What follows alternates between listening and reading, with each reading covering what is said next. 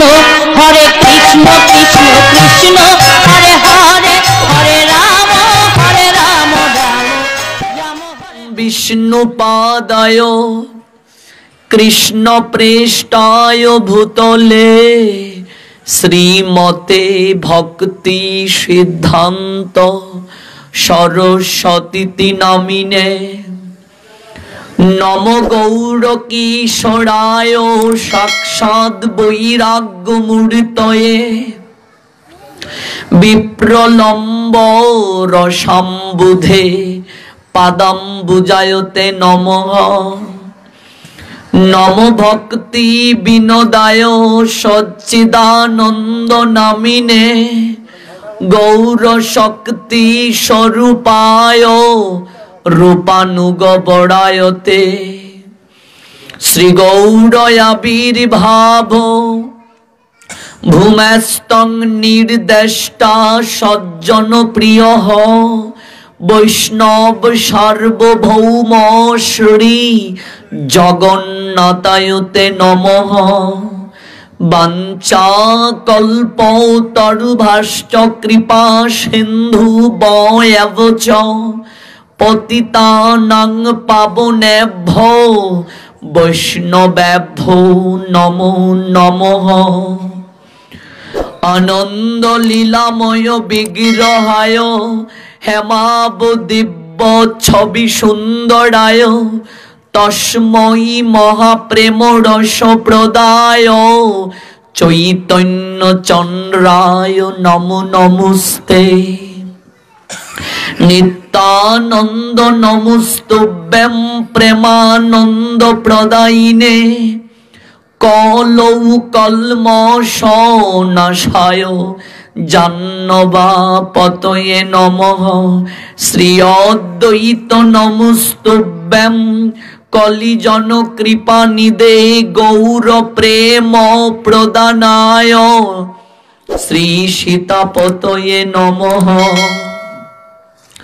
গদাধরমহং বন্দে মাধবাচার্য নন্দনং মহাভাব স্বরূপং শ্রী চৈতন্য ভিন্ন রূপিণং শ্রীবাস পণ্ডিতং নৌমি গৌরাঙ্গ প্রিয় পার্ষদং যস্য কৃপা লবেনাপি গৌরাঙ্গে জায়তে রতি মহাপ্রসাদে জননী সর্ব সৌভাগ্য বর্দিনী আদি ব্যাধি হারা নিত্যং তুলসী তং নমঃস্তুতে কৃষ্ণায় বাসুদেবায় হর হে পরমাত্মনে প্রণত ক্লেশনাশায় শ্রী গোবিন্দায় নমো নমঃ রাধাং রাসেশ্বরীং রম্যাং গোবিন্দ মোহিনীং পরাং বৃষভানুসুতাং দেবী তং নমামি হরিপ্রিয়ে শ্রীরূপী শ্রী সনাতন ভট্ট রঘুনাথ শ্রীজীবী গোপাল ভট্ট দাস রঘুনাথ এই ছয় গুসাইরি করি চরণ বন্দন যাহা হতে বিঘ্ন নাশ অবিষ্ট পূরণ এই ছয় গোসাইরি করি চরণ বন্দন যাহা হতে মিলে ভাই কৃষ্ণ প্রেম ধন এই ছয় গোসাই যার মুহি তারু দাস তা সবারু পদ রেণু মোর পঞ্চগ্রাস তাদের চরণ সেবী ভক্ত শনে বাস জনমে জনমে মোর এই অভিলাষ এই ছয় গোসাই প্রভু মোরে কর দয়া চরণে শরণ নিলাম দাও পদ ছায়া এই ছয় গোসাই জবে ব্রজি কৈলাবাস রাধা কৃষ্ণের নিত্য লীলা করিলা প্রকাশ। মনের আনন্দে বল হরি, ভজ বৃন্দাবন শ্রী গুরু বৈষ্ণব পদে। মজাইয়া মন শ্রী গুরু বৈষ্ণব পাদ পদ্ম করিয়াস। নাম সংকীর্তন কহে শ্রী নরোত্তম দাস। জয় জয় শ্রী কৃষ্ণ চৈতন্য দয়াল প্রভু নিত্যানন্দ। শ্রী অদ্বৈত গদাধর শ্রীবাসাদি শ্রী গৌর ভক্ত বৃন্দ। হরে কৃষ্ণ কৃষ্ণ কৃষ্ণ হরে হরে, হরে রাম রাম রাম হরে হরে। হরে কৃষ্ণ কৃষ্ণ কৃষ্ণ হরে হরে, হরে রাম রাম রাম হরে হরে। হরে কৃষ্ণ কৃষ্ণ কৃষ্ণ হরে হরে, হরে রাম রাম রাম হরে হরে।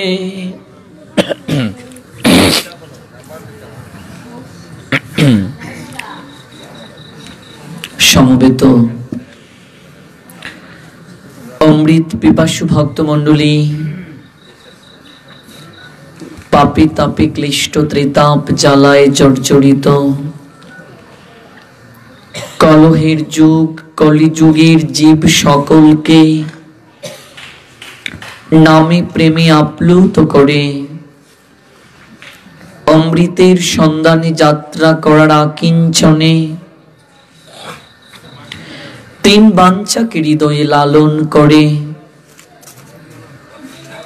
যিনি স্বয়ং ভগবান হয়ে নিজে আচরণ করে জগৎ জীবকে শিক্ষা করার আকিঞ্চনে পরমেশ্বর ভগবান শ্রীকৃষ্ণ চৈতন্য মহাপ্রভু রূপে আবির্ভূত হয়েছিলেন।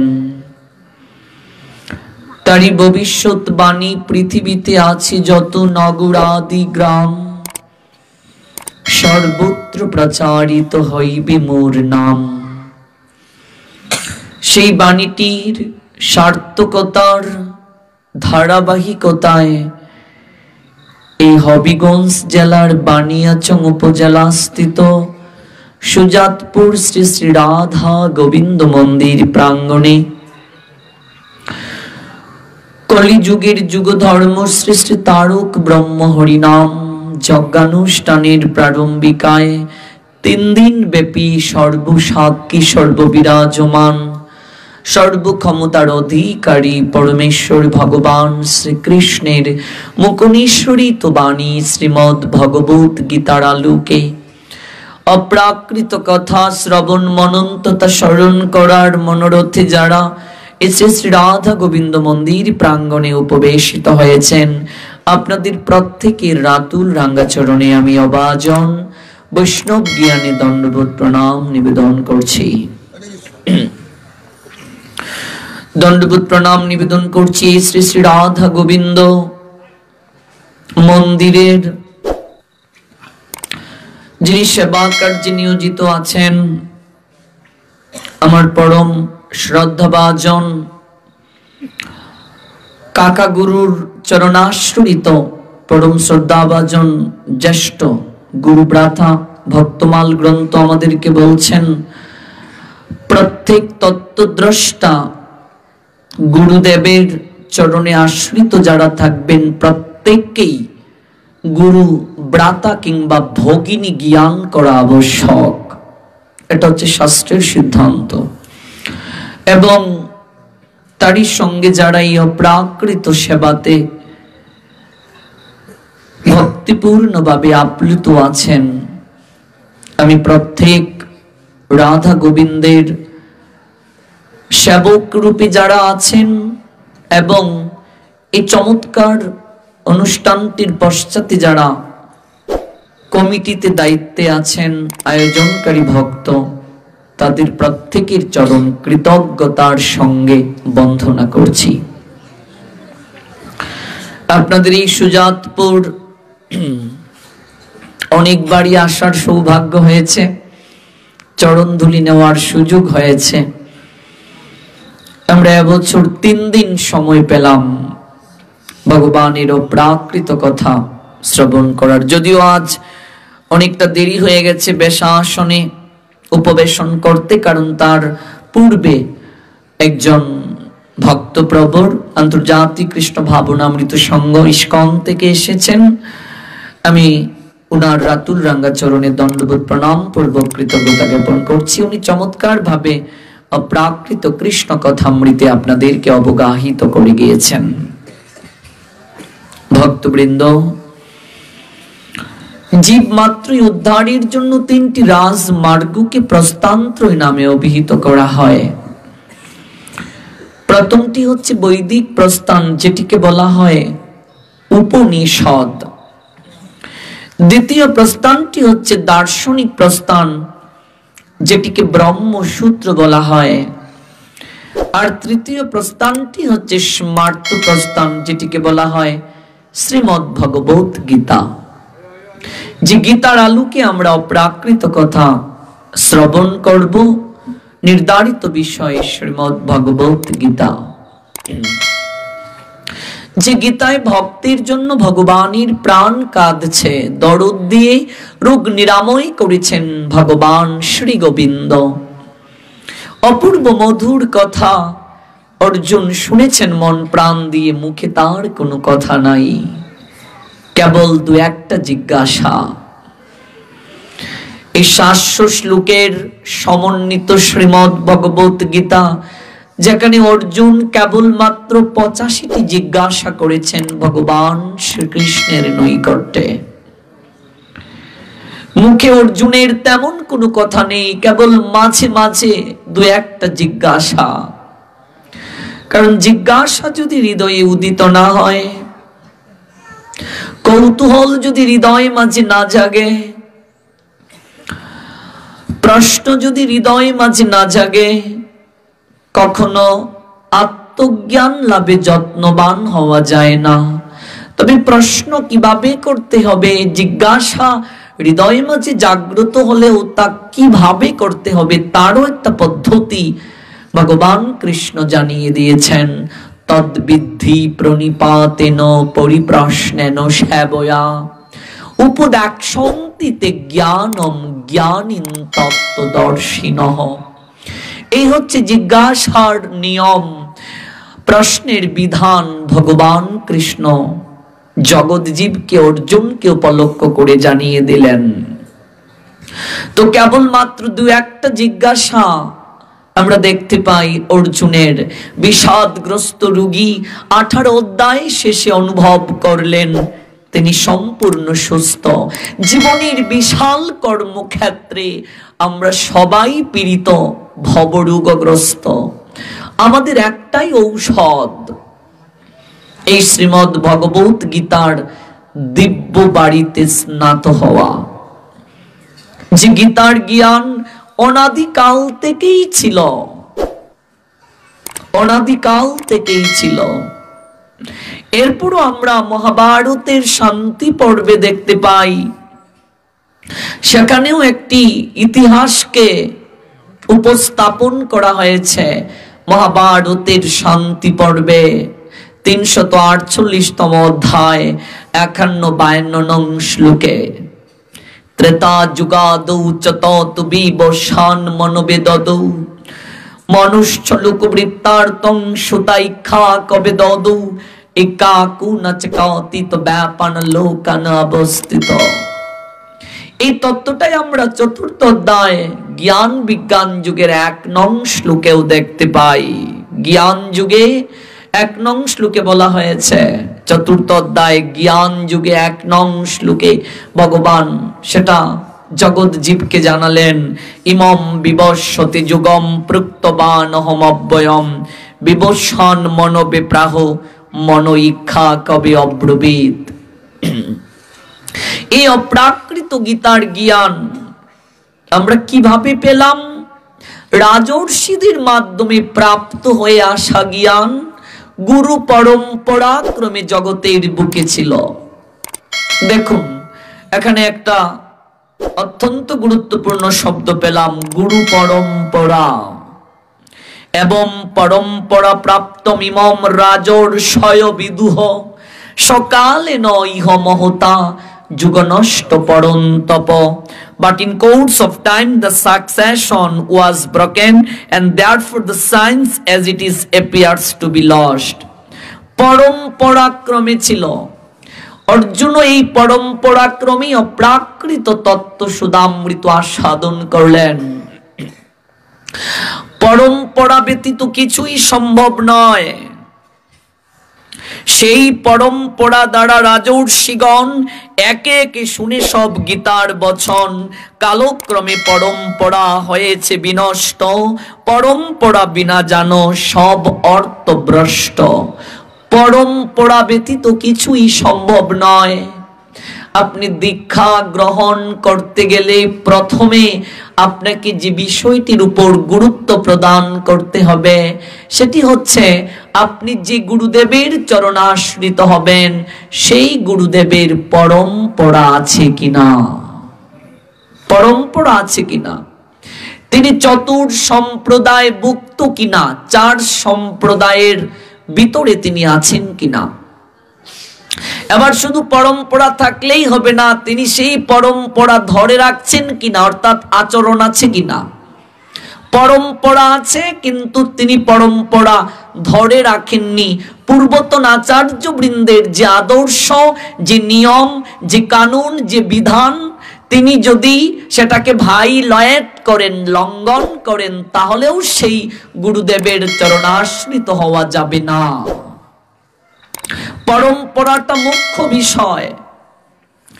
আপনি যদি মেইন তারের সঙ্গে, মেইন যে বৈদ্যুতিক তার, এই তারের সঙ্গে যদি এখানে সংযোগ না দিতেন লাইট কখনো জ্বলতো না।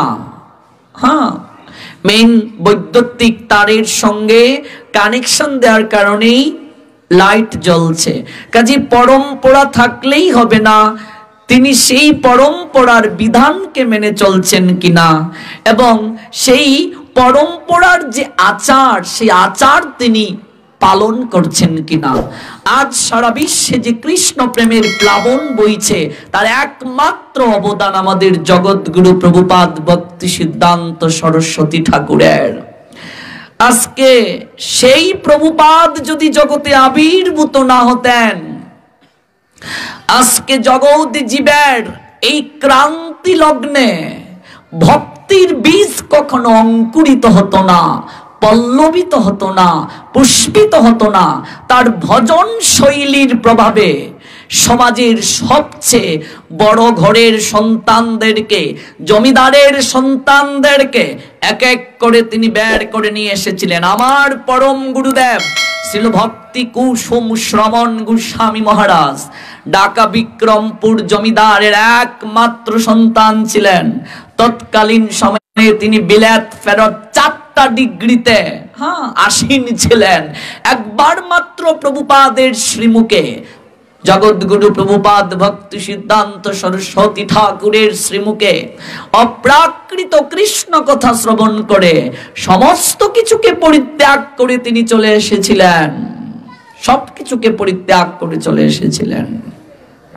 বিলাত ফেরত 4টা ডিগ্রি তৎকালীন সময়ে, ভাবা যায় এত বড় জমিদারের সন্তান এবং এত বড় একজন ডাক্তার সমস্ত কিছুকে পরিত্যাগ করে চলে এসেছিলেন। কেন? জগৎ জীবের কল্যাণের জন্য, জগৎ জীবের কল্যাণ সাধনের নিমিত্তে তিনি চলে এসেছিলেন। জগৎ জীবকে মূল পথ দেখানোর জন্য, জগৎ জীবকে মূল দিশা দেখানোর জন্য। আজকে এই কলহের যুগে, এই কলিযুগের একটা নাম কলহের যুগ। কলহের যুগ মানে কি বাবা? ঝগড়ার যুগ। রাজায় রাজায় ঝগড়া, প্রজায় প্রজায় ঝগড়া, পরিবারে পরিবারে ঝগড়া, ভাইয়ে ভাইয়ে ঝগড়া, আত্মীয় স্বজনে ঝগড়া। এই যুগের নামই ঝগড়ার যুগ। কলিযুগের লক্ষণ প্রসঙ্গে শাস্ত্র বলছেন এই যুগে কেউ যৌথ থাকতে পারবে না। যৌথ পরিবার খুঁজে পাওয়া যায়? সবকিছু ভেঙে যাচ্ছে যৌথ পরিবারগুলো। কারণ কি? একসঙ্গে কেউ থাকতে পারবে না, ঝগড়ার যুগ সেটা, দলাদলি ঠেলাঠেলি লেগে থাকবে। এই কলি যুগে শুদ্ধ পরম্পরা এবং সেই পরম্পরায় দীক্ষা গ্রহণ, এটা বহু জন্মের সৌভাগ্য না থাকলে হবে না। বহু জন্মের সৌভাগ্য না থাকলে তত্ত্বদ্রষ্টা গুরুদেবের চরণাশ্রিত হওয়া সম্ভব নয়।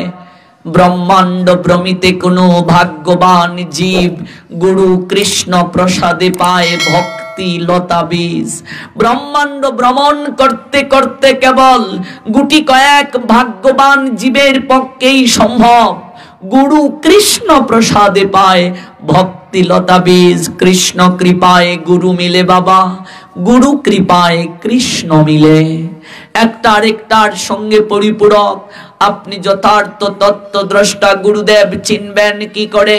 সাধারণ মানুষ কখনো তত্ত্বদ্রষ্টা আচরণশীল সাধুকে সহজে চিনতে পারবে না। একজন আচরণশীল সাধুই কেবল একজন আচরণশীল সাধুকে চিনতে পারবেন। এই জন্য আচরণশীল তত্ত্বদ্রষ্টা গুরুদেবকে প্রাপ্তির জন্য ভগবানের কাছে প্রার্থনা করতে হবে। ধ্রুব মহারাজ তাই করলেন।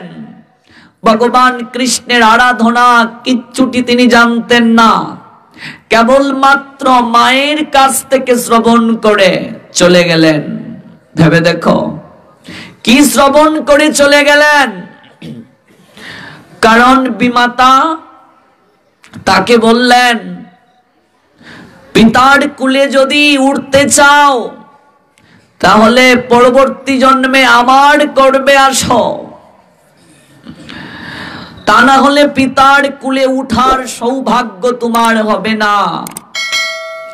বিমাতার নিকট থেকে এই ক্লেশপূর্ণ কথা তার অন্তরকে বিদীর্ণ করে দিয়েছিল। নিজ মা তার নিকট গেলেন ধ্রুব, গিয়ে বললেন, মাতা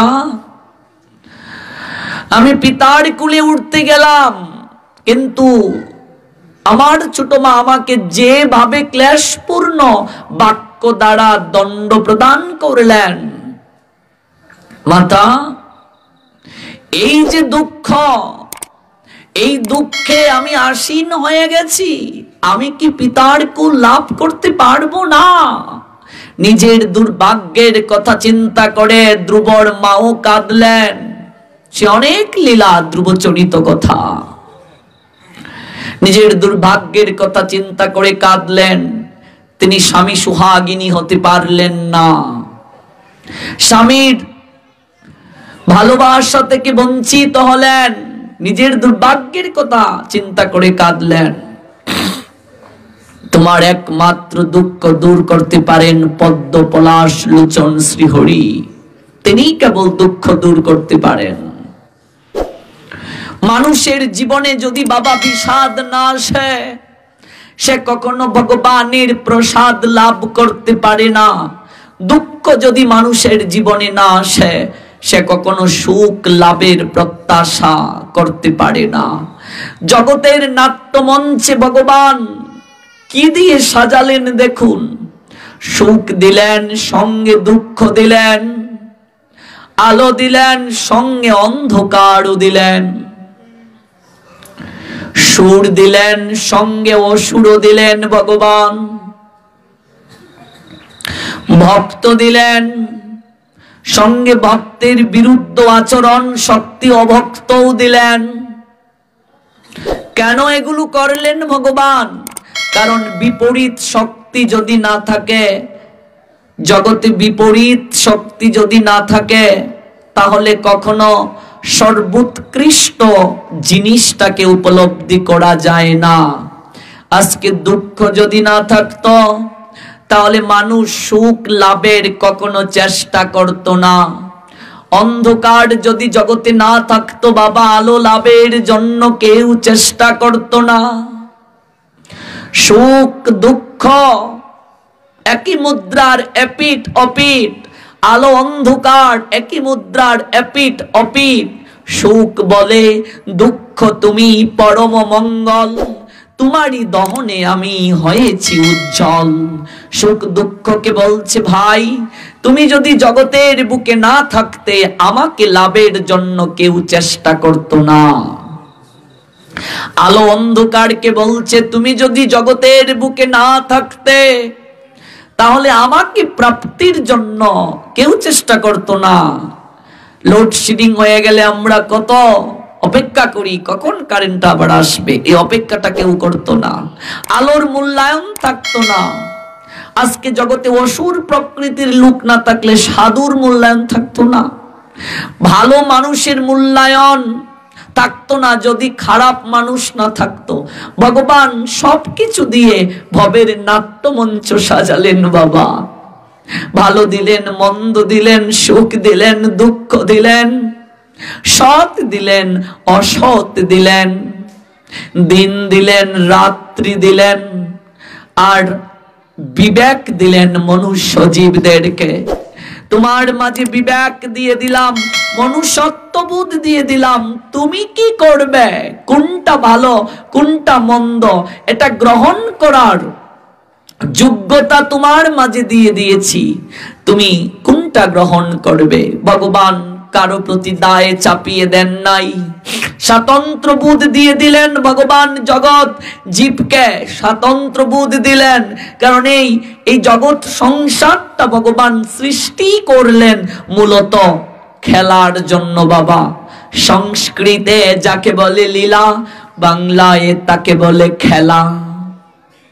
ভগবান এক থেকে বহু হলেন, এটা তো সবাই জানেন। সৃষ্টির প্রারম্ভিকায় পরমাত্মা ভগবান ভাবলেন আমি এক আছি, একা একা তো কোনো কিছু করা যায় না, একা তো আনন্দ নেই। তাই ভগবান তার বামঙ্গ কান্তি থেকে রাধারানী সৃষ্টি করলেন। তারপর এই জীব সকলদেরকে ধীরে ধীরে সৃষ্টি করলেন। কেন সৃষ্টি করলেন? লীলাতে পুষ্টি সাধনের জন্য, আনন্দের জন্য। আমরা জীব সকল খেলার বস্তুকে, খেলার সামগ্রীকে নিজেদের ব্যক্তিগত সম্পত্তি ভাবতে শুরু করলাম। এটা আমার বাড়ি, এটা আমার পুত্র, এটা আমার কন্যা, এটা আমার সম্পত্তি, এটা আমার ব্যবসা, এগুলোকে নিজের ভাবতে শুরু করলাম আমরা। মূলত এগুলো খেলার সামগ্রী, এগুলোকে আমাদের নিজেদের ব্যক্তিগত সম্পত্তি ভাবতে শুরু করলাম আমরা।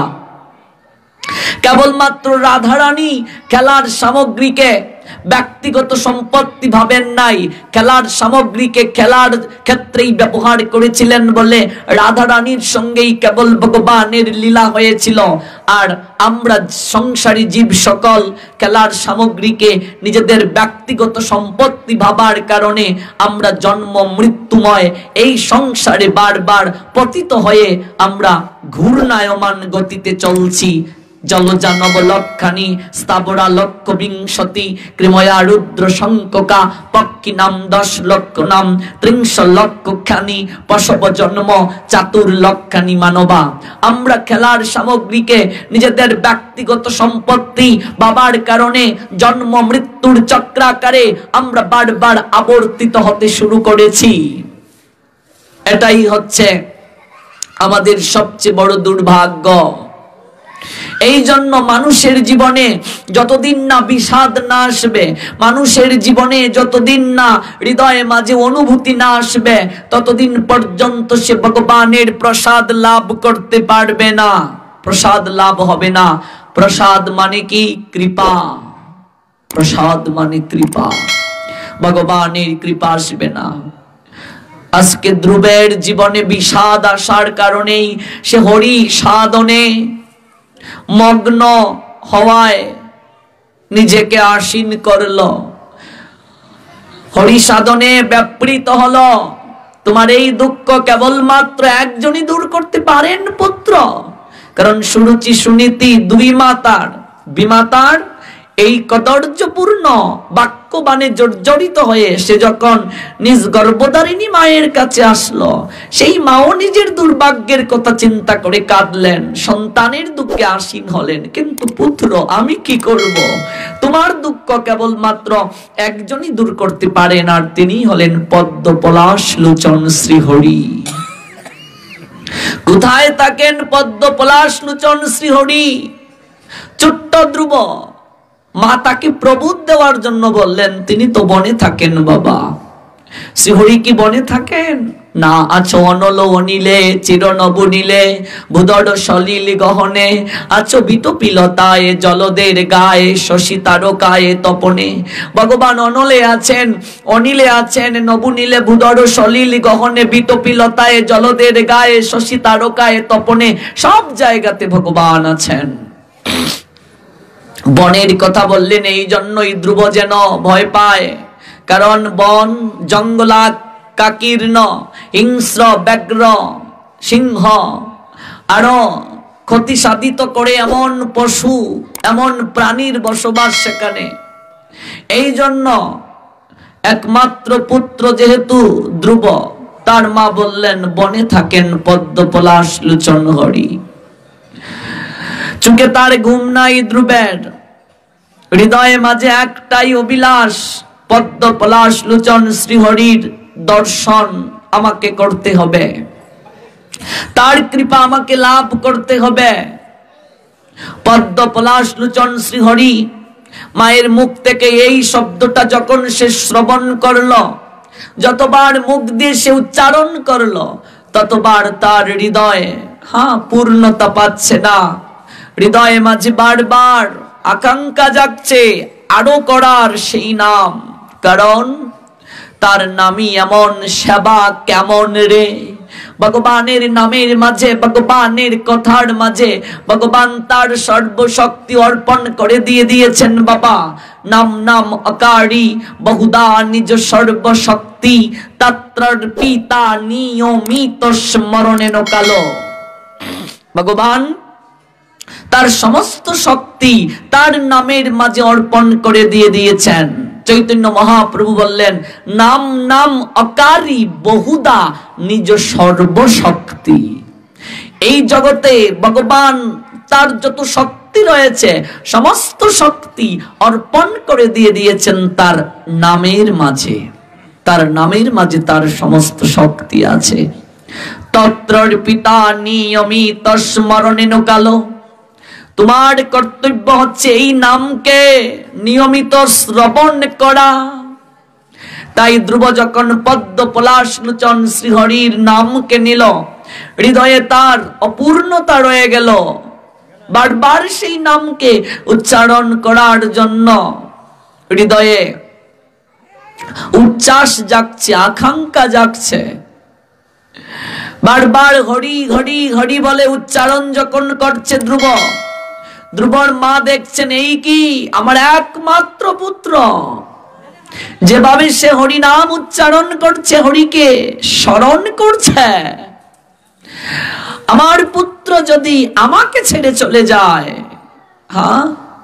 আমি আজ কর্মদোষে রানী থেকে বনাচারিণী হলাম। সেই তত্ত্ব নিশ্চয়ই জানেন ধ্রুবের মায়ের বিবাহের ঘটনা।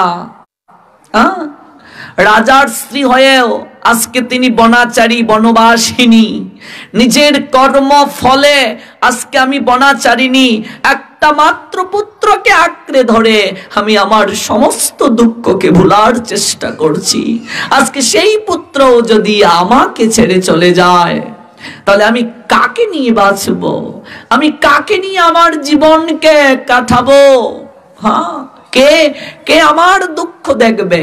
কে দুঃখকে নিবৃত্ত করবে? হে পুত্র, তুমি বারবার এই নাম কেন উচ্চারণ করছ? মাতা, আমি তোমার বদন থেকে পদ্ম পলাশ লোচন শ্রীহরি, তিনি দুঃখ দূর করেন।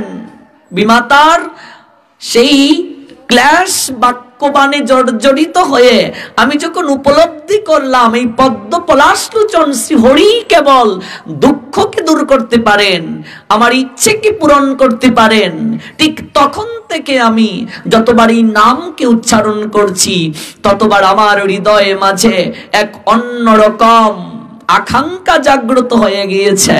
আমার হৃদয় পরিপূর্ণ হচ্ছে না, বারবার সেই নামকে শ্রবণ করার জন্য হৃদয়ে মাঝে প্রগাঢ় তাগিদ অনুভব হচ্ছে। পুত্র, এরকম এরকম করে তুমি এই নাম নিও না, কারণ ধ্রুবর মা জানেন কৃষ্ণ নামের স্বভাবটা কেমন, হরি নামের স্বভাব কেমন, ভগবানের নামের স্বভাব কেমন। কৃষ্ণ নামের এই তো স্বভাব যে জপে তার কৃষ্ণ উপজয় হয় ভাব। কৃষ্ণ নাম হরি নামের স্বভাবটাই এই রকম যে একবার এই নামকে জপ করবে, সে যদি বলে আজ থেকে আর কখনো নাম জপ করবে না, আজ থেকে হরিকে ডাকবে না, আজ থেকে কৃষ্ণকে স্মরণ করবে না, মনন করবে না, সে যদি হরিকে ছেড়ে যেতেও চায় হরি তাকে কখনো যেতে দেয় না। এটাই কৃষ্ণ নামের স্বভাব। নামের আশ্রয় গ্রহণ করলে ওই নাম তোমাকে হাত ধরে নামের কাছে নিয়ে যাবে গো। 3 লক্ষ নাম হরিদাস জপ করেছিলেন বলে শেষের দিনে স্বয়ং ভগবান শ্রীমন মহাপ্রভু হরিদাসকে নিতে এসেছিলেন। স্বয়ং মহাপ্রভু আসলেন হরিদাসের ইচ্ছেকে পূরণ করার জন্য।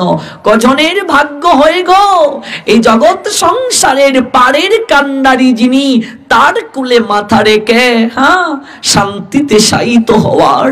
কজনের সৌভাগ্য হয়ে গো এই জগৎ সংসারে যিনি দুঃখকে নিবৃত্ত করেন, সেই দুঃখহারী জনার্দন ভগবানের চরণ দুটিকে বুকের মাঝে স্থাপন করে এই দুটি নয়নে চন্দ্রবদন দর্শন করে সমস্ত ভক্ত বৈষ্ণবের চরণ দুলি শিরে লেপন করে এই জিহ্বা দ্বারা শ্রীকৃষ্ণ চৈতন্য নামকে উচ্চারণ করে জগৎ থেকে যাত্রা করার কজনের সৌভাগ্য হয়। এই সৌভাগ্য হলো কিভাবে? কেবল নামের আশ্রয় গ্রহণ করার কারণে। 3 লক্ষ নাম বসে বসে জপ করেছিলেন বকুলতলাতে, যেখানে পুরী ধামে হরিদাস ঠাকুরের প্রবেশের অধিকার ছিল না। এখনো পুরী ধামে সনাতন ধর্মে অর্থাৎ হিন্দু হয়ে জন্ম না নিলে, অর্থাৎ বিশেষ করে জন্মসূত্রে যদি কেউ হিন্দুর গড়ে জন্ম না নেয়, সনাতনী না হয়, তাহলে তার কখনো পুরী ধামের মন্দিরে প্রবেশের অধিকার নাই। কেবলমাত্র একটা মন্দির, যে মন্দিরে আপনি জন্মসূত্রে হিন্দুর গড়ে জন্ম না নিলে আপনি সেই মন্দিরে প্রবেশ করতে পারবেন না। হরিদাস ঠাকুরের সেই মন্দিরে প্রবেশের অধিকার নিষেধ ছিল, কারণ তিনি ম্লেচ্ছ কুলে এসেছিলেন নামে প্রেমে জগৎ জীবকে আচরণ করে শিক্ষা দেওয়ার জন্য চতুর্মুখী ব্রহ্মাই আসছিলেন হরিদাস হয়ে। সেই হরিদাসের মন্দিরে প্রবেশের অধিকার ছিল না, অথচ দেখো নামের আশ্রয় নেওয়ার কারণে আজকে তার কি সৌভাগ্য, তাকে কি প্রতিদান গৌর হরি দিলেন। নামের আশ্রয় গ্রহণ করার কারণে গৌর হরি বললেন, হরিদাস তোমাকে জগন্নাথ দর্শন করতে যেতে হবে না, তোমাকে মন্দিরে যেতে হবে না হরিদাস। ওই পুরীর মন্দিরের, জগন্নাথের মন্দিরের তুমি যদি পতাকাটা দর্শন করো, ধ্বজ যাকে বলে, চূড়া, ওই চূড়াকে দর্শন যদি করো, তোমার জগন্নাথ দর্শনের কৃপা হয়ে যাবে। ভেবে দেখো বাবা, কতটা সৌভাগ্য প্রদান করলেন। শুধু তাই নয়, তুমি প্রত্যহ এই চূড়াটাকে যদি প্রণাম নিবেদন করো, তোমার জগন্নাথকে প্রণাম নিবেদন হয়ে যাবে। তোমার কিছুই চিন্তা করতে হবে না। ওই নামের যারা আশ্রয় গ্রহণ করে তারা থাকবে কোথায়, তারা খাবে কি, এই চিন্তা তাদেরকে করতে হবে না। কারণ যে করে হরির চিন্তা, হরি করে তার চিন্তা। হরির চিন্তা যে করে, হরি তার চিন্তা করে। এই জন্য চৈতন্য মহাপ্রভু প্রত্যহ জগন্নাথের প্রসাদ নিজে গ্রহণ করে তার উচ্ছিষ্ট প্রসাদ গোবিন্দকে দিয়ে পাঠাতেন হরিদাসের কাছে। কেন বাবা, কেন? তার কারণ মহাপ্রভু দেখিয়ে দিলেন, হরিনামের আশ্রয় যারা গ্রহণ করে, হরি তাদের সমস্ত দায়িত্ব নিজের কাঁধে বহন করে নেন। গীতায় ভগবান সেই কথাই বলেছেন, অনন্য চিন্তয় অন্ত মাম যে জনা পর্যু পাশতে তেষাম নিত্যা অভিযুক্তা নাম যুগস ক্ষেমম বহাম মহম। যে ভগবানের সঙ্গে যুক্ত হয় অনন্য চিত্তে, এখানে অনন্য শব্দটাকে বলা হয়েছে পরিপূর্ণ ভক্তি সহকারে। ভগবান বলছেন যে যারা আমার আরাধনা করে, আমাতে নিত্য অভিযুক্ত, সেই সকল ব্যক্তির যুগ আর ক্ষেম দুটাকেই আমি বহন করি, দুটাকেই আমি বহন করি।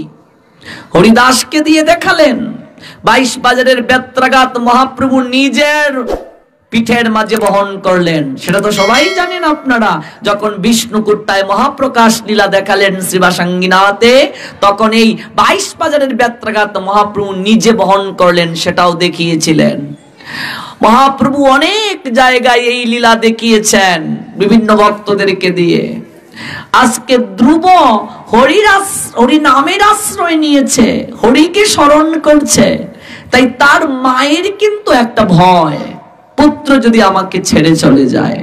এই জগৎ সংসারে কোনো মাই কোনো বাবাই সন্তানকে হরি আরাধনায় সংসার থেকে যেতে দেয় না। এমন পিতামাতা পাওয়া জগতের বুকে দুর্লভ, যে পিতামাতা সন্তানকে হরি আরাধনায় সানন্দে দিয়েছে। একবার দেখাও তো এমন কোন পিতামাতা তোমরা দেখেছো কিনা যে পিতামাতা সানন্দে সন্তানকে সাজিয়ে দিয়েছে? হ্যাঁ, খুবই কম, পাওয়াই যায় না। আমরা মুখে মুখে কেবল মাত্র বলি সংসার আমার নয়, ভগবানের সংসার। সন্তান কজন গো মা? আমার নয়, ভগবান কৃষ্ণের। 3 ছেলে 1 মেয়ে। সংসার আমার নয়, ভগবান কৃষ্ণের।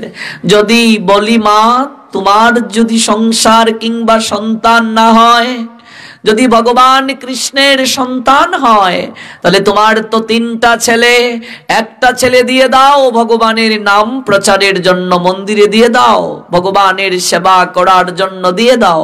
তখন বলি এটা কি করে হয়? আমি তো আমার ছেলেকে ছাড়া থাকতে পারবো না। মুখে মুখে বলি ভগবানের সংসার, মুখে মুখে বলি ভগবানের সন্তান, মন থেকে বলি না।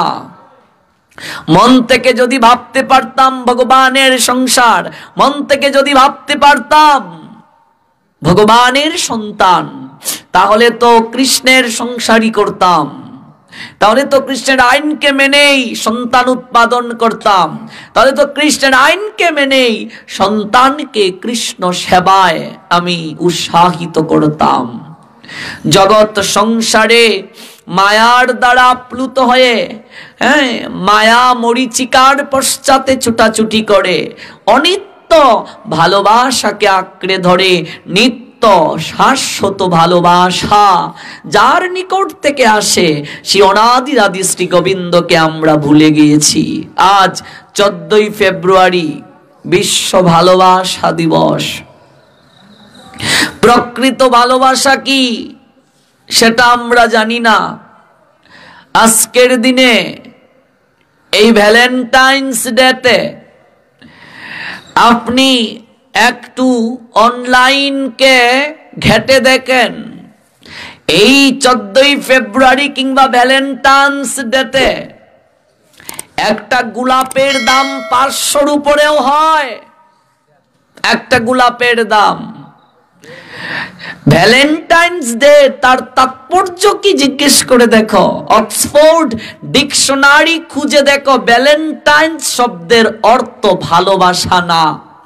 অথচ এই ভ্যালেন্টাইন্স ডেকে আমরা ভালোবাসা দিবস বানিয়ে ওই ভালোবাসা দিবসকে কেন্দ্র করে যুবক যুবতীর মিলনের দিন রূপে এটাকে আমরা চিহ্নিত করে ফেলেছি। এই ভ্যালেন্টাইন্স ডের প্রকৃত ইতিহাস যদি কাউকে বলো যে একবার বলো তো ভাই ভ্যালেন্টাইন্স ডের সৃষ্টি থেকে, কেউ বলতে পারবে না, অধিকাংশ লোকেরাই বলতে পারবে না।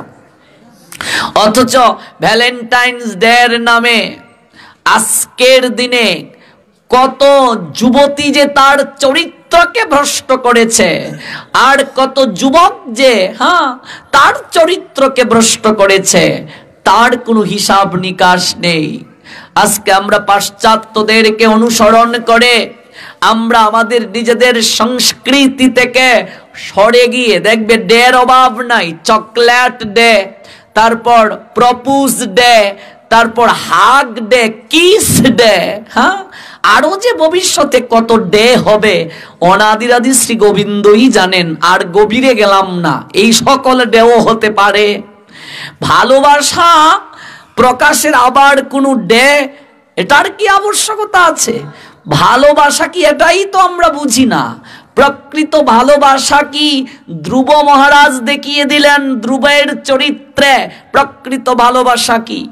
আজকে ভ্যালেন্টাইন্স ডের নামে দেখবে পার্ক বলো, নির্জন বলো, জুড়ায় জুড়ায় কবুতর, অভাব নেই। ভ্যালেন্টাইন্সের নামে ফষ্টি নষ্টি চলছে। আজকে তোমার সন্তান কাদের সঙ্গে চলে তুমি কি একটু সংবাদ নাও? একজন মহামনীষী বলেছিলেন সন্তানের ভবিষ্যৎ বলে দেওয়া যেতে পারবে সেই সন্তানের বন্ধু বান্ধবদেরকে দেখে। তোমার সন্তান যদি গাঁজাখুরের সঙ্গে চলে, একদিন না একদিন সে নিজেও গাঁজা খাবে। বন্ধু বান্ধবের লগে একটা দুইটা টান, সেই দিন থেকে হয়ে গেল গাঞ্জা আমার প্রাণ, হয়ে যাবে। তোমার সন্তান যদি মদ কুড়ের সঙ্গে চলে, ধীরে ধীরে মদ খাবে। তোমার সন্তান যদি সাধুর সঙ্গে চলে, সৎ ব্যক্তির সঙ্গে চলে, আচরণশীল ব্যক্তির সঙ্গে চলে, তাহলে চরিত্রবানের সঙ্গে চললে তোমার সন্তানের চরিত্র ভালো হবে, হতে বাধ্য সেটা। আজকে এই বর্তমান যুগে, এই আধুনিক যুগে, এই রঙ্গবড়া এই বঙ্গ কলহের কলিহত যুগে আপনি অবাক হবেন আজকে আমরা ভালোবাসাটাকে কোন জায়গায় নিয়ে গিয়েছি। প্রকৃত ভালোবাসার উৎসটাকে ভুলে আমরা অনেক তো ভালোবাসার পশ্চাতে কামনার আষ্টে পৃষ্ঠে নিজেকে বন্দী করে আমরা মরীচিকার পশ্চাতে ছুটছি। ভ্যালেন্টাইন্স ডে ইতিবৃত্তটা কি? 269 সালে, 269 সাল, ভালো করে বুঝো। বিশেষ করে অনলাইনে যারা বাংলাদেশ এবং বিশ্বের অনেক দেশ থেকে যুক্ত হয়ে শুনছেন, সবার উদ্দেশ্যে বলছি, 269 সালে ইতালির রোম নগরীতে সেন্ট ভ্যালেন্টাইন্স নামে একজন খ্রিস্টান পাদ্রী, একজন চিকিৎসক ছিলেন। 269 সালে কোন দেশে? ইতালিতে সেন্ট ভ্যালেন্টাইন্স নামে একজন খ্রিস্টান পাদ্রী, অর্থাৎ ধর্মযাজক, খ্রিস্ট ধর্মযাজক, খ্রিস্ট ধর্ম যিনি প্রচার করেন তিনি, নাম কি? সেন্ট ভ্যালেন্টাইন্স, খ্রিস্টান ধর্মযাজক। এবং তিনি পেশায় ছিলেন একজন চিকিৎসক। ধর্ম প্রচার তখন ইতালিতে, ইতালির রোম নগরীতে খ্রিস্ট ধর্ম প্রচার তখন নিষিদ্ধ ছিল। ইতালির রোম নগরীতে খ্রিস্ট ধর্মের প্রচার তখন নিষিদ্ধ ছিল। ওই সেন্ট ভ্যালেন্টাইন্স যখন ইতালির রোম নগরীতে খ্রিস্ট ধর্ম প্রচার করতে শুরু করলেন, তখন সেই রোম নগরীর সম্রাট, রাজার রাজা, সম্রাট কাকে বলে? রাজার যিনি রাজা তাকে সম্রাট বলে।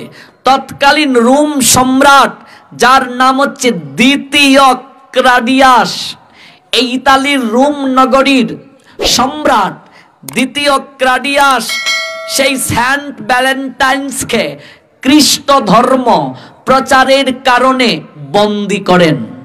আজকে যুব সমাজ জেনে নাও, এই ভ্যালেন্টাইন্সের ইতিবৃত্ত, যে ভ্যালেন্টাইন্সের ইতিবৃত্ত না জেনে আজকে ওই ভ্যালেন্টাইন্সকে যুবক যুবতীর মিলনের কেন্দ্রবিন্দুতে তোমরা পরিণত করেছো।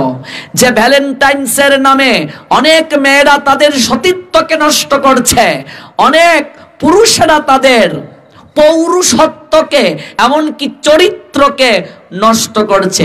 এমনকি বিভিন্ন চ্যানেলগুলোতেও দেখবে বলছে আজকে ভ্যালেন্টাইন্স ডে, ওই আমার পাশে ভ্যালেন্টাইন। জিজ্ঞেস করে দেখো ভ্যালেন্টাইন শব্দের অর্থ কি? শব্দ ভুবন খুঁজে উত্তর দিতে পারবে না, কারণ অক্সফোর্ড ডিকশনারি পর্যন্ত খুঁজে দেখো ভ্যালেন্টাইন শব্দের অর্থ ভালোবাসা না। তাহলে এই ভ্যালেন্টাইন্স ডে ভালোবাসা দিবস কি করে হলো? আমরা কিভাবে ওই ভ্যালেন্টাইন্স ডের নামে নোংরামি শুরু করতে আগ্রহী হলাম? একটা গোলাপের দাম গত বছর, আপনি অবাক হবেন, প্রথম আলুতে রিপোর্ট এসেছে একটা গোলাপের দাম 375 থেকে শুরু করে 700-র উপরেও হলো। আপনি অবাক হবেন, গুগল সার্চ করে দেখবেন 1993 এই 93 সালে যশোরে কেবল এই ভ্যালেন্টাইন্স ডেতে গোলাপ বিক্রি হয়েছিল কয়েক কোটির উপরে টাকা দ্বারা, অর্থাৎ গোলাপ বিক্রি করে কয়েক কোটি টাকা সমগ্র যশোর জেলাতে আয় হয়েছিল। অবাক হবেন, আজকের দিনে একটা ফুল কখনো ভগবানের চরণে দিয়েছ? একটা ফুল নিজের পিতামাতাকে দিয়েছ? অথচ বিয়ের আগে বাপরে বাপরে যে ভাব, বিয়ের আগে যে ভাব, কি ধরনের কবিতা, কি ধরনের ইমপ্রেস করার জন্য গান, কি ধরনের অন্যকে ইমপ্রেস করার জন্য বিভিন্ন কৌশল, তারপর বিয়ের পরে একজন আরেকজনের উত্তম মধ্যম চুল চিরাচিরি সারা বাংলায় ঘুরে বেড়াই। অধিকাংশ লোকেরা আমাদের কাছে এসে তাদের দুঃখকে বিবৃত করে, বলে প্রভুজি সুখ নাই, 10 বছর সম্পর্ক করে বিয়ে করেছি, কিন্তু এখন আমার গায়ে হাত তুলে। আমি বলছি কেন? এত ভালোবেসে বিয়ে করেছো, তাহলে গায়ে হাত তুলছে কেন? বিয়ের আগেই তো সব রস ঢেলে দিয়েছো, এবার তো গায়ে হাত তুলবেই। এই কথাগুলো সমাজ বাস্তবতার উপর ভিত্তি করে আমি কথাগুলো বলছি, এগুলো ধর্মগ্রন্থের বাহিরে নয়। ভাগবত ভালোবাসা আর প্রেম কি এগুলোর আলাদা ব্যাখ্যা দিয়েছেন, চৈতন্য চরিতামৃত তার আলাদা ব্যাখ্যা দিয়েছেন। আজকে যুব সমাজকে এই বিষয়গুলো ভালো করে জানা প্রয়োজন। আজকে যুব সমাজের চরিত্র ভ্রষ্ট হয়ে গেছে। আমার বয়সী ছেলেরা রাস্তার মোড়ে দাঁড়িয়ে ইফটিজিং করে 4-5 জন ফ্রেন্ড মিলে এক জায়গায় যখন বসে আড্ডা মারে, পাশে কোনো মেয়ে গেলে টিটকারি মারে, বলে দেখ তো দোস্ত মালটা কেমন, তোমার বোন তোমার কাছে কলিজার টুকরা, আরেকজনের বোন তোমার কাছে মাল।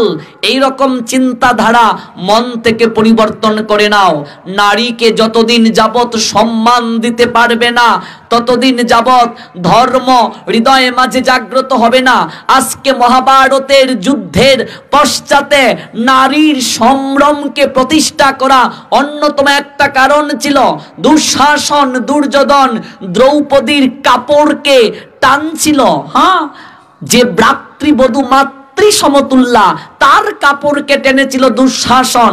পৃথিবীর ইতিহাসে সবচেয়ে কঠিনতম মৃত্যু দেয়া হয়েছিল দুঃশাসনকে। আমাদের ধর্মগ্রন্থ দেখিয়ে দিলেন, আমাদের শাস্ত্র দেখিয়ে দিলেন নারীর সম্মান কত দূরে, নারীর সম্মান কত উপরে। আজকে সেই নারীর মর্যাদা কলিযুগে তেমন থাকবে না।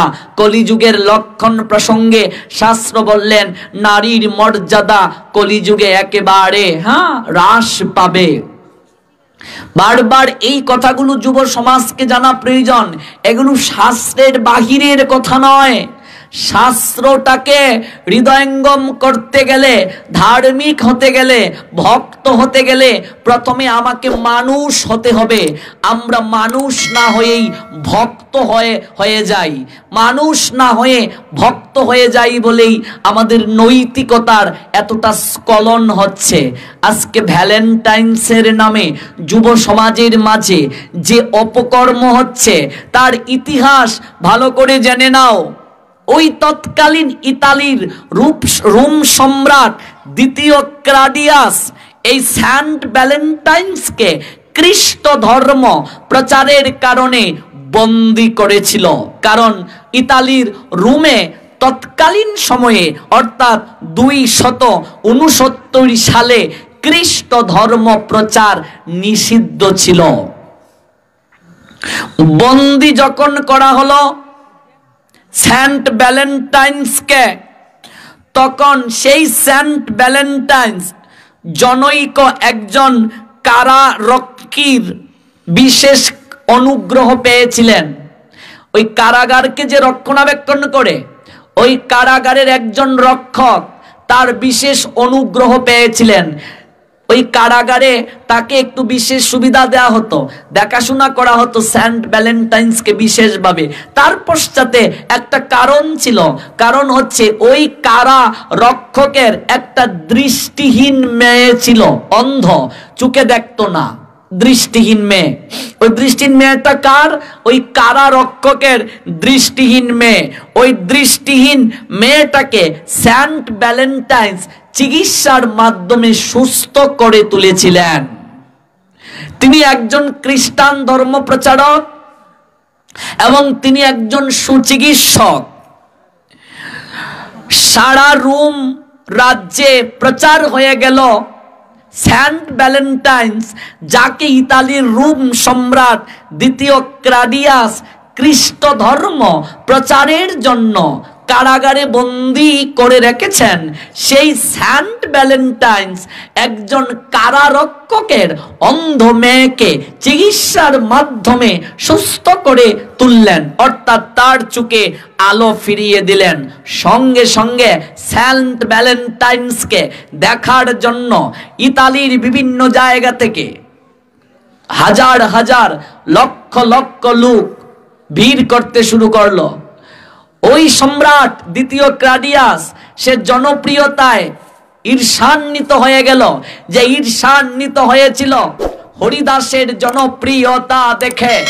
একজন ধর্মযাজকের জনপ্রিয়তা দেখে দ্বিতীয় ক্লাডিয়াস ইতালির রোম সম্রাট যেভাবে ঈর্ষান্বিত হয়েছিল, আমাদেরও এই হরিদাস ঠাকুরের জনপ্রিয়তা দেখে রামচন্দ্রকা জমিদার ঈর্ষান্বিত হয়ে গিয়েছিলেন।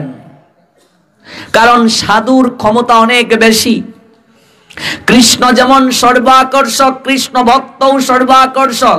রামচন্দ্র কাকে গিয়ে যখন বলেছিল, হে মহারাজ, আপনি এই অঞ্চলের রাজা, জমিদার, আপনি, আপনার কাছে কয়টা লোক আসে?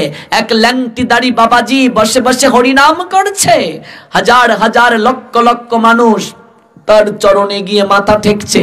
এইভাবে যদি ওর জনপ্রিয়তা বাড়তে থাকে, আপনার কথাই কেউ চলবে না। রামচন্দ্রকা জমিদার বললেন, এত বড় সাহস, এক ল্যাংটিদারি সাধুর চরণে গিয়ে মাথা টেকছে, আমার রাজ্যের লোকেরা যাও ওই ল্যাংটিদারি সাধুকে জীবন্ত পুড়িয়ে মেরে ফেলো, আগুন জ্বালিয়ে দাও কুঠিরের মাঝে। অনেক চেষ্টা করেছিল হরিদাসকে মারার জন্য, সম্ভব হয় নাই। তার ধ্যানকে নষ্ট করার জন্য, চরিত্রকে ভ্রষ্ট করার জন্য লক্ষ্মীরা বেশ্যাকে পাঠানো হয়েছিল। 3 রাত সেই হরিদাস ঠাকুরের নৈকট্যে থেকে হরিনাম শুনে সেও বৈষ্ণবী হয়ে গিয়েছিল।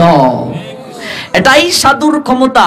কিন্তু এই জায়গাতে আজকের যে 14ই ফেব্রুয়ারি, যে 14ই ফেব্রুয়ারিকে আমরা হ্যাপি ভ্যালেন্টাইন্স বলে ফেসবুকে, মেসেঞ্জারে, হোয়াটসঅ্যাপে, ইমুতে এত এত পোস্ট করে নষ্টামি আমরা করছি এবং ওই ভ্যালেন্টাইন্সের নামে চরিত্রকে ভ্রষ্ট করছি। এই ভ্যালেন্টাইন্সের ইতিহাস যদি জানো তাহলে উপলব্ধি করবে আমরা কি করছি আর মূলত এই ভ্যালেন্টাইন্সের ইতিহাসটা কি। যখন রোম রাজ্যে প্রচার হয়ে গেল সেন্ট ভ্যালেন্টাইন্স খ্রিস্টান ধর্মযাজক, যে ধর্মযাজককে কারাগারে বন্দী করে রাখা হয়েছে খ্রিস্ট ধর্ম প্রচারের কারণে, সেই সেন্ট ভ্যালেন্টাইন্স একজন কারা রক্ষীর দৃষ্টিহীন মেয়েকে সুস্থ করে তুলেছে চিকিৎসার মাধ্যমে। লক্ষ লক্ষ লোক তাকে দেখার জন্য পাগলের মতো ছুটে চলে আসছে। এবার কারাগারে যত লোক মোতায়েন করা হয়েছিল, সেই লোকও আটকাতে পারছে না সেন্ট ভ্যালেন্টাইন্সকে। কিছুতেই সেফলি রাখা যাচ্ছে না। মানুষ তাকে দেখার জন্য দ্রুত গতিতে চলে আসছে। সেন্ট ভ্যালেন্টাইন্সের জনপ্রিয়তা যখন বেড়ে যাচ্ছে, তখন ইতালির সেই রোম সম্রাট দ্বিতীয় ক্লাডিয়াস ভাবলেন, ওই সেন্ট ভ্যালেন্টাইন্সকে জীবিত রাখা আর সম্ভব নয়। যদি তাকে জীবিত রাখি তাহলে আমার শাসন চলবে না। প্রজারা যদি খেপে যায়, সেন্ট ভ্যালেন্টাইন্সের ইশারায় যদি বিদ্রোহ করে, আমার জমিদারিত্ব থাকবে না। তখন কৌশলে ওই সেন্ট ভ্যালেন্টাইন্সকে পৃথিবী থেকে সরিয়ে নেয়ার পরিকল্পনা করলেন। খ্রিস্টান পাদ্রী এবং চিকিৎসক সেন্ট ভ্যালেন্টাইন্সকে কিভাবে পৃথিবী থেকে সরানো যায় সেই চেষ্টা তিনি করলেন। এবার এটা তো এত সহজ নয় বাবা, এত সহজ নয়। মৃত্যুদণ্ড কিভাবে দেবেন কৌশলে, কারণ সেন্ট ভ্যালেন্টাইন্সের জনপ্রিয়তা তখন অনেক ছিল। সেই সম্রাট দ্বিতীয় ক্লাডিয়াস আজকের এই দিন 14ই ফেব্রুয়ারি, 14ই ফেব্রুয়ারির দিনে কি করলেন? কৌশলে অনেক নিরাপত্তা প্রহরীকে মোতায়েন করে সেন্ট ভ্যালেন্টাইন্সকে ফাঁসিতে ঝুলিয়ে মৃত্যুদণ্ড প্রদান করেছিলেন আজকের এই দিনে সেন্ট ভ্যালেন্টাইন্সকে। ওই দিনটা ছিল 14ই ফেব্রুয়ারি, অর্থাৎ আজকের দিন। অতঃপর 496 সালে ফুফ জ্যান্ট জেলাসিউ প্রথম জুলিয়াস ভ্যালেন্টাইন্সের স্মরণে 14ই ফেব্রুয়ারিকে ভ্যালেন্টাইন্স ডে রূপে আখ্যায়িত করেন। এটা কত সালে? 496 সালে পুপ সেন্ট জেলাসিউ প্রথম জুলিয়াস ভ্যালেন্টাইন্স মৃত্যুবরণ করলেন। তাকে যেহেতু হত্যা করা হলো 14ই ফেব্রুয়ারিতে, এই দিনে তার প্রতি শ্রদ্ধা জ্ঞাপন করার জন্য ওই দিনটাকে ভ্যালেন্টাইন্স ডে রূপে আখ্যায়িত করলেন। এটা মূলত খ্রিস্টানেরা তাদের ধর্ম প্রচারে বাধা প্রদান করেছিলেন। তৎকালীন 269 সালে ইতালির রোম নগরীতে সেন্ট ভ্যালেন্টাইন্স নামে যে খ্রিস্টান পাদ্রী এবং চিকিৎসক খ্রিস্ট ধর্ম প্রচার করতে গিয়েছিলেন, এবং সেই খ্রিস্ট ধর্ম প্রচার করতে যেহেতু ইতালির রোম নগরীতে নিষিদ্ধ ছিল, এবং তৎকালীন দ্বিতীয় ক্লাডিয়াস সম্রাট যেহেতু তাকে হত্যা করেছিলেন ধর্ম প্রচারের কারণে, সেই খ্রিস্টানরা ধর্মযাজকের প্রতি সম্মান প্রদর্শন করার জন্য, শ্রদ্ধা পোষণ করার জন্য 14ই ফেব্রুয়ারিকে ভ্যালেন্টাইন্স ডে রূপে আখ্যায়িত করে। আর দুর্ভাগা বাঙালিরা ওই 14ই ফেব্রুয়ারিকে আজকের এই ভ্যালেন্টাইন্স ডে তাৎপর্য না বুঝে গোলাপ ফুল হাতে নিয়ে প্রেমিকার কাছে গিয়ে বলে আই লাভ ইউ। যাবে কোথায়? কিছু বুঝেছ? কিসের মাঝে কি? পান্তা ভাতে ঘি। আমরা আছি কোথায়? কোন জায়গায় পড়ে আছি? কোথায় পড়ে আছি? ভ্যালেন্টাইন্স ডের নামে জুড়ায়ে জুড়ায়ে কবুতর হাটে মাঠে পথে প্রান্তরে পার্কে অলিতে গলিতে অভাব নেই। ভালোবাসা কি এটাকে বুঝতে হবে।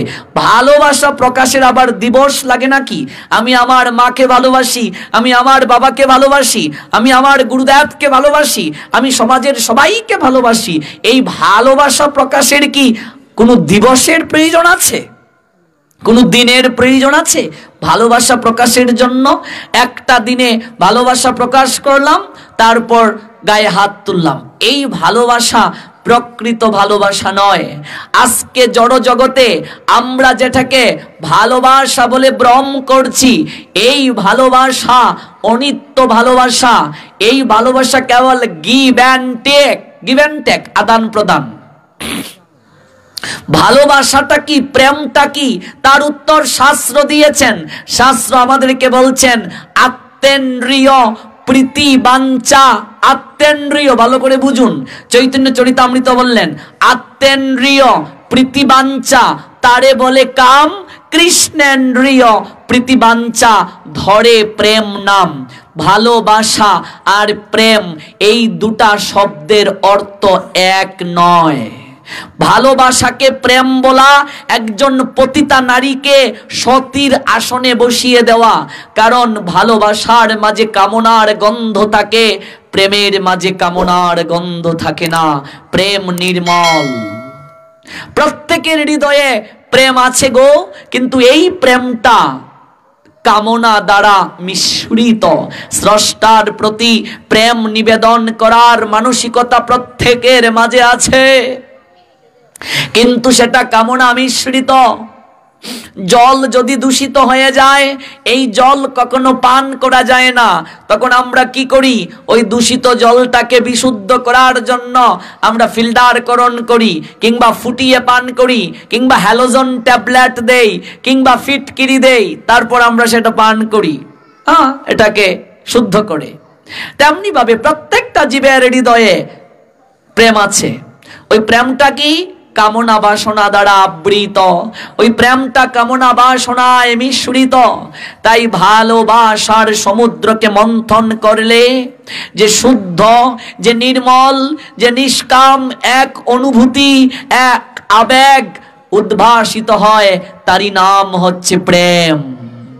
ওই প্রেম যদি একবার স্রষ্টার উদ্দেশ্যে অর্পণ করা যায়, এই প্রেম যদি একবার ভগবান কিংবা আরাধ্য, আমরা যার আরাধনা করি, তার উদ্দেশ্যে যদি অর্পণ করা যায়, তাহলে আপনার আমার জীবন ধন্যাতি ধন্য হয়ে যাবে, ধন্যাতি ধন্য হয়ে যাবে। ভালোবাসা প্রেম সবার হৃদয়ে আছে, সবার হৃদয়ে আছে। কিন্তু যুব সমাজ, আমি তাদের উদ্দেশ্যে বারবারই একটা মেসেজ দিয়ে থাকি, বারবারই আমি যুব সমাজকে উদ্দেশ্য করে বলি, আমরা যদি না জাগি মা কেমনে সকাল হবে। আজকে যুব সমাজ যদি তার চরিত্রকে ঠিক করে, তাদের দ্বারা যে সমাজ হবে, সেই সমাজ হবে নির্মল সমাজ। আজকে যুব সমাজ যদি চরিত্রকে ঠিক করে, তারা যখন সংসারে প্রবেশ করবে, তাদের সন্তান ভক্ত হবে, সৎ চরিত্রবান হবে। মনে রাখবেন, প্রকৃত যে ভালোবাসা, যে ভালোবাসা বিন্দুর নিয়ায়, বিন্দু না নিলে আপনি বৃত্ত অঙ্কন করতে পারবেন না। একটা বিন্দু যদি না নেন, বৃত্ত অঙ্কিত কখনো হবে না। আমরা এই জড় জগতে সবাইকে ভালোবাসা দিতে দিতে, প্রকৃত যাকে ভালোবাসা দেওয়ার জন্য জগতে এসেছি, তার কথা আমরা ভুলেই গেছি। তাহলে কি জড় জগতে কাউকে ভালোবাসা উচিত নয়? মা বাবা, ভাই বোন, আত্মীয় স্বজন, তাদেরকে কি আমরা ভালোবাসবো না? নিশ্চয়ই ভালোবাসবো, ভালো নিশ্চয়ই বাসবো। এই জড় জগতে প্রেম বলে কিছু নাই, ওই প্রেমের ছায়া মাত্র, ওই ভালোবাসার ছায়া। ছায়া আমরা বুঝি, যেমন মনে করো জলের মাঝে কোনো গাছের যখন ছায়া পড়ে, ওই ছায়াটাকে নিরীক্ষণ করে আমরা গাছটাকে কিছুটা আমরা অবলোকন কিংবা নিরীক্ষণ করতে পারি। এই জড় জগতে যে বাৎসল্য, অর্থাৎ সন্তানের প্রতি মা বাবার ভালোবাসা, সেই ভালোবাসা ওই যে প্রকৃত চিন্ময় জগৎ গোলক বৃন্দাবনে যশোমতী মা এবং নন্দ মহারাজের বাৎসল্য প্রেমের প্রতীক কিংবা ছায়া সদৃশ। বন্ধুর প্রতি যে বন্ধুর ভালোবাসা, ওই চিন্ময় গোলক বৃন্দাবনে ব্রজ সখাদের সেই সখ্য প্রেমের কিংবা ভালোবাসার আভাস মাত্র, ছায়া মাত্র। মধুর যে ভালোবাসা ব্রজ গোপীদের পতিরূপে ভালোবাসা, একজন স্ত্রী একজন স্বামীকে যে ভালোবাসবে, ওই ভালোবাসার আভাস কেবল আর কিছুই নয়। দাস্য যে ভালোবাসা শিষ্য গুরুদেবকে ভালোবাসবে, এটা চিন্ময়। তারপর এই জগতে প্রজা রাজাকে ভালোবাসবে, হ্যাঁ, ওই ভালোবাসাটা চিন্ময় ভালোবাসার, যেমন হনুমান রামচন্দ্রের প্রতি যে ভালোবাসা নিবেদন করলেন, শ্রদ্ধা, স্নেহ, সৌহার্দ্য, এইগুলোর কেবল আভাস মাত্র, আভাস। এইভাবে শান্ত, দাস্য, বাৎসল্য, সখ্য, মধুর, পাঁচটা ভাবের আভাস এই জগতের বুকে আছে। আমরা এই জড় জগতে প্রত্যেকের প্রতি ভালোবাসা নিবেদনের একটা সময় রাখি। পিতামাতা সন্তানকে এতটুকু সময় দেবে, স্কুলে নিয়ে যাবে, কলেজে নিয়ে যাবে, ইউনিভার্সিটিতে পাঠাবে, ব্যবসার জন্য সময়, চাকরি জন্য সময় আছে। কতজন মানুষ আছি আমরা এই 24 ঘন্টার মাঝে ভগবানের জন্য একটা সময় রাখবো, ধর্ম প্রতিপালনের জন্য একটু সময় রাখবো। আপনি যার মাধ্যমে সৃষ্টি হলেন, সেই সৃষ্টিকর্তাকে যদি সময় না দেন, ভগবানকে যদি সময় না দেন, শেষের দিনে আপনাকে আমাকে দেখার কি ভগবানের সময় থাকবে? বাবা, থাকবে না। এই জড়জগতে আপনি যাকে ভালোবাসেন সে আপনাকে ঠকাতে পারে, সে আপনাকে কষ্ট দিতে পারে। এই জড়জগতে আপনি যাকে ভালোবাসেন, আপনি যার সঙ্গে বন্ধুত্ব করেন, এক বন্ধু যদি জ্ঞানে, গরিমায়, অর্থ, বিত্ত, বৈভবে উপরে উঠে যায়, আরেক বন্ধুকে পরিচয় পর্যন্ত দিতে লজ্জা বোধ করে।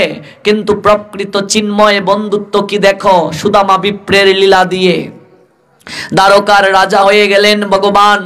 এরপরও সুদামা বিপ্রকে কতটা সম্মান দিলেন, বন্ধুত্ব কি জগৎ জীবীকে দেখিয়ে দিলেন ভগবান। ভেবে দেখো, প্রকৃত ভালোবাসা, প্রকৃত প্রেমের শক্তি কতটুকু, যে দুর্যোধন 56 ব্যঞ্জনের উপরে রন্ধন করে ভগবান কৃষ্ণকে আমন্ত্রণ করলেন। ভগবান দুর্যোধনের কুটিরে গিয়ে অন্ন গ্রহণ করলেন না, বিনা নিমন্ত্রণে বিদুরের গৃহে গেলেন। বাবা, পরাশরী দেবীর হাতে কলার বাকল পর্যন্ত গ্রহণ করলেন। যে প্রেমে, যে ভালোবাসায়, যে ভক্তিতে বন্দী হয়ে বৃহৎ ভগবান ক্ষুদ্র হয়ে গেলেন। যশোমতী মায়ের কাছে গো, হাতে একটা লাঠি দেখে থরথর করে কাঁপলেন ভগবান, কান ধরে উঠবস করলেন। নিজের পিতার জুতা, ভক্তের জুতাকে মাথায় পর্যন্ত বহন করলেন। প্রকৃত ভালোবাসা ভক্তিতে আসীন হয়ে ভগবান দেখিয়ে দিলেন। এই জন্য জড় জগতে আমরা কি কাউকে তাহলে ভালোবাসবো না? বাসবো নিশ্চয়ই, কিন্তু সর্বোত্তম ভালোবাসাটা রাখতে হবে ভগবানের প্রতি। সর্বোত্তম ভালোবাসাটা ভগবানকে দিতে হবে। যেমন বিন্দুকে কেন্দ্র করে বৃত্ত অঙ্কিত হয়, যদি বিন্দু না থাকে বৃত্ত অঙ্কিত হবে না। ঠিক তেমনি ভাবে আপনি বিশ্বপ্রেম বলুন, দেশপ্রেম বলুন, মানবের প্রতি ভালোবাসা বলুন, সমস্ত ভালোবাসা, সমস্ত প্রেম নষ্ট হয়ে যাবে, অপূর্ণ হয়ে যাবে যদি স্রষ্টার সঙ্গে আপনার ভালোবাসা না হয়, স্রষ্টার প্রতি আপনার প্রেম না জাগে, ভক্তি না জাগে। আমরা এই বিষয়গুলো আগামীকাল শুনবো। একেবারে আমি অনুরোধ রাখছি কমিটির কাছে, জাস্ট টাইম 8টায় যদি শুরু করা যায় আমরা দীর্ঘ সময় শ্রবণ করতে পারবো। কারণ ভজনের একটা বিষয় আছে, যদি অধিক রাত্র হয়ে যায়, ভোরবেলা উঠতে আমাদের সমস্যা হয়। আমরা যেহেতু একটু নিয়মতান্ত্রিকতার মাঝে চলি, একটা ভজনের বিষয় আছে, এই নিত্য কর্মটা আমরা ঠিকভাবে করতে পারি না। তাছাড়া 12টার ভিতরে আলোচনা সমাপন করাটাই শ্রেয়। ভগবানকে নির্ধারিত সময়ে নিদ্রা দিতে হয়, তারপর ভোরবেলা জাগ্রত করতে হয়। এই যে নিত্য কর্মগুলো, এগুলো আমাদের ঠিকভাবে পালন করাটা আবশ্যক। আমি সবার নিকটে একটা অনুরোধ রাখবো, আমরা যে প্রসঙ্গে এত দূর গেলাম, মানুষের জীবনে যদি বিষাদ না আসে সে কখনো প্রসাদ লাভ করতে পারে না।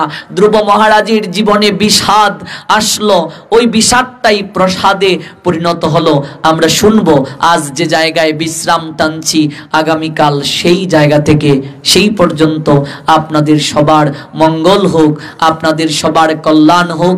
আগামীকাল নির্ধারিত সময়ে যে জায়গায় শেষ করছি সেই জায়গা থেকে পুনরায় শ্রবণ করার আকিঞ্চন রেখে আজকের মতো কৃষ্ণ কথা আলাপন এখানেই বিশ্রাম টানছি।